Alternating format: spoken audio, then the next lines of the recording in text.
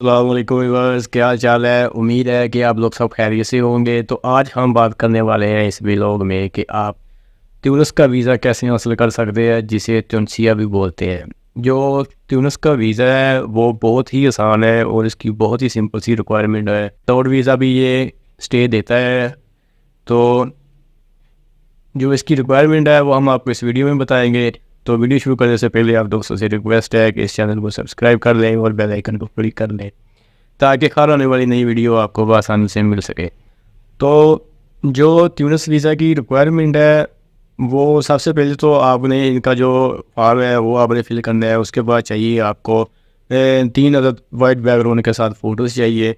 और उसके बाद आ जाता है आपका पासपोर्ट के बाद आ जाती है आपका एन टी एन के साथ लगेगी आपकी जो टैक्स रिटर्न है, वो लास्ट 3 ईयर की टैक्स रिटर्न लगेगी।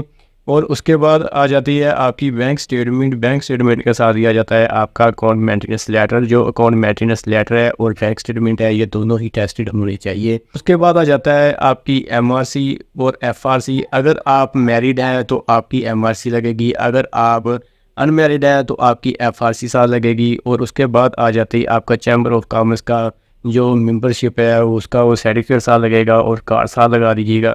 और उसके बाद आ जाती है आपकी होटल रिजर्वेशन और टिकट रिजर्वेशन। ये दोनों ही आपने करनी है, होटल रिजर्वेशन और टिकट रिजर्वेशन, ये आपने साथ अटैच करनी है अपनी फ़ाइल में। और उसके बाद आ जाते हैं आपका जो ट्रैवल इंश्योरेंस है वो आपने साथ लगानी है। उसके बाद आ जाता है आपका इन्विटेशन लेटर, आपने इन्विटेशन लेटर पे साथ लगाना है। अगर आपके पास इन्विटेशन लेटर नहीं है तो फिर आपने अगर 4-5 कंट्री का जो पहले विज़िट किया हुआ है तो फिर तो कोई मसला नहीं है, उनको वैसे भी पता चल जाता है कि ये विजिटर है। तो अगर आप लगा लेंगे इन्विटेशन लेटर, अगर आपने विज़िट नहीं किया तो फिर कोशिश कीजिए इन्विटेशन लेटर ही साथ लगाएं, ताकि आपके वीज़ा के जो चांसेस है वो बढ़ जाए और आपको 100% वीज़ा मिल सके। और जो ट्यूनिस कंट्री है ये तो वैसे भी आपको शायद पता होगी, ये एक मुस्लिम कंट्री है। जो बॉर्डर शेयर कर रहा है, ये जो बॉर्डर शेयर कर रहा है वो कर रहा है ये यूरोप से बॉर्डर शेयर करता है। और ये जो इटली है, जो माल्टा है, ऐसे ये जो कंट्री है यूरोप के, उनके साथ ये बॉर्डर शेयर करता है, वो भी पानी रास्ते से। ठीक है, तो आपने अगर ट्यूनिस का वीज़ा लेना है तो आपने ये सोच के नहीं लेना है कि हमने यार बस वहाँ से डंकी ही लगानी है। आप विजिटर बन के जाए और विज़िट करके वापस आए। तो क्योंकि जो डंकी के हालात हैं वो तो वैसे भी बहुत ही ख़तरनाक है। डंकी के हालात आपको पता होना चाहिए कि बहुत सारी मसले मसाइल पैदा हो रहे हैं डंकी के। तो काफ़ी ज़्यादा मौत भी हो रही है लोगों की, तो जो डंकी लगाते हैं उनकी। तो आप अगर लीगल तरीके से जाना चाहते हैं तो फिर अगर आप लीगल तरीके से जाना चाहते हैं किसी अच्छे कंट्री में, तो आपके पास यही बेहतर है कि आप उनका कोई ट्रैवल करें। अच्छे का जो कंट्री है जिनमें आपका कम खर्चा आता है, कम आपका बजट लगता है, उसमें जाएँ आप कंट्री में। वहाँ जाकर ट्रैवल करें, वहाँ ट्रैवल करने के बाद विज़िट करने के बाद वापस अपने होम कंट्री है और वहाँ से वीज़ा अप्लाई करें किसी अच्छी कंट्री का।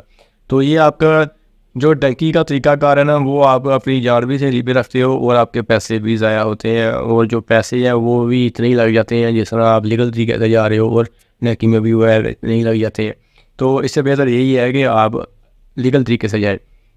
और अब बात करते हैं उनकी जो विदाउट वीज़ा जा सकते हैं ट्यूनिस में।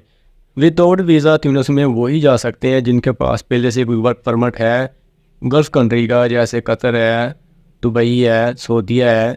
इन कंट्रीज़ का जिसके पास वर्क परमिट है और वैलिड है वर्क परमिट, ये नहीं कि एक दोनों वैलिड है, वो कम से कम 1 साल 6 माह 8 माह वैलिड है, तो उसको मिलेगा ये ट्यूनिस का वीज़ा। तो वो विदाउट वीज़ा जा सकता है, उसको 15 दिन का स्टे मिलता है।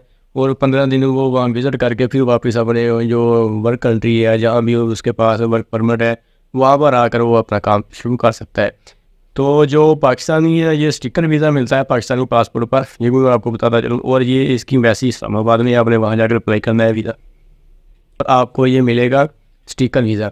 तो जो इसके एम्बेसी फ़ीस की बात करें तो एम्बेसी फ़ीस इसकी तकरीबन 30 से 35 हज़ार के राउंड अबाउट इसकी एम्बेसी फ़ीस होगी, क्योंकि एम्बेसी फ़ीस भी आजकल एक जगह स्टेबल नहीं हो रही। जैसे डॉलर स्टेबल नहीं हो रहा वैसे भी एम्बेसी फ़ीस भी स्टेबल नहीं हो रही। तो आप एम्बेसी फ़ीस पहले चेक कर लें कितनी है, ठीक है। तो आपको वो सर्च करेंगे तो पता चल जाएगा कि एम्बेसी फ़ीस कितनी जा रही है इसकी, तो आप उसी हिसाब से वहाँ पेमेंट करेंगे। तो ये है आज की इन्फॉर्मेशन। तो मिलते हैं नेक्स्ट वीडियो में, तब तक के लिए मैं इजाज़त दें। अल्लाह।